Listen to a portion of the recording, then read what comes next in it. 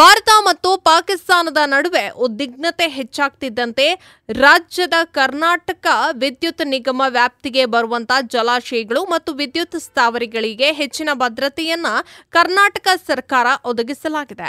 ಅಲ್ಲದೆ ಬೆಂಗಳೂರಿನ ಭದ್ರತೆಗೆ ಸಂಬಂಧಿಸಿದಂತೆ ಪೊಲೀಸ್ ಅಧಿಕಾರಿಗಳು ಅಗತ್ಯ ಕ್ರಮವನ್ನ ಕೈಗೊಂಡಿದ್ದಾರೆ ಎಂದು ಉಪಮುಖ್ಯಮಂತ್ರಿ ಡಿಕೆ ಶಿವಕುಮಾರ್ ಅವರು ಹೇಳಿದರು. ಅಗತ್ಯ ಸಂದರ್ಭದಲ್ಲಿ ಸಾರ್ವಜನಿಕರಿಗೆ ಸಂಬಂಧಪಟ್ಟಂತ ಸಂದೇಶಗಳನ್ನು ರವಾನಿಸುತ್ತೇವೆ. ದೇಶದ ಐಕ್ಯತೆಯನ್ನ ಗಮನದಲ್ಲಿಟ್ಟುಕೊಂಡು ಯೋಧರಿಗೆ ಆತ್ಮಸ್ಥೈರ್ಯವನ್ನ ತುಂಬಲು ಮುಂದಾಗಿದ್ದೇವೆ. ಸಚಿವ ಸಂಪುಟ ಸಭೆಯಲ್ಲಿ ಇತರೆ ವಿಚಾರ ಚರ್ಚೆ ಮಾಡಿ ನಂತರ ಮಾಹಿತಿಯನ್ನ ನೀಡುತ್ತೇವೆ ಎಂದು ಅವರು ತಿಳಿಸಿದರು. ಈ ಮಾಧ್ಯಮಗಳ ಪ್ರಶ್ನೆಗೆ ಉತ್ತರಿಸಿದಂತಹ ಅವರು ರಾಜ್ಯದಲ್ಲಿ ಅಣೆಕಟ್ಟುಗಳಿಗೆ ಭದ್ರತೆ ಒದಗಿಸಿರುವಂತಹ ಬಗ್ಗೆ ಕೇಳಿದಾಗ ಎಚ್ಚರಿಕೆ ಮತ್ತು ಮುನ್ನೆಚ್ಚರಿಕೆ ಕ್ರಮ ಎಲ್ಲ ಅಣೆಕಟ್ಟುಗಳಿಗೆ ಭದ್ರತೆಯನ್ನ ಒದಗಿಸಲಾಗಿದೆ. ಈ ಪರಿಸ್ಥಿತಿ ನಿರ್ಲಕ್ಷ್ಯ ಆಗಬಾರದು ಎಂದು ಸರ್ಕಾರ ಕ್ರಮವನ್ನ ತೆಗೆದುಕೊಂಡಿದೆ. ಇನ್ನು ತಾಂತ್ರಿಕ ಸಿಬ್ಬಂದಿಗಳನ್ನು ಹೊರತುಪಡಿಸಿ ಯಾವುದೇ ಪ್ರವಾಸಿಗರಿಗೆ ಅಣೆಕಟ್ಟಿನ ಬಳಿ ಅವಕಾಶ ನೀಡಬಾರದು ಎಂದು ನಿರ್ದೇಶನ ನೀಡಿದ್ದೇವೆ. ಇದು ದೇಶದ ವಿಚಾರ. ಸಾರ್ವಜನಿಕರು ಈ ವಿಚಾರವಾಗಿ ಸಹಕಾರವನ್ನ ನೀಡಬೇಕು ಎಂದು ತಿಳಿಸಿದರು.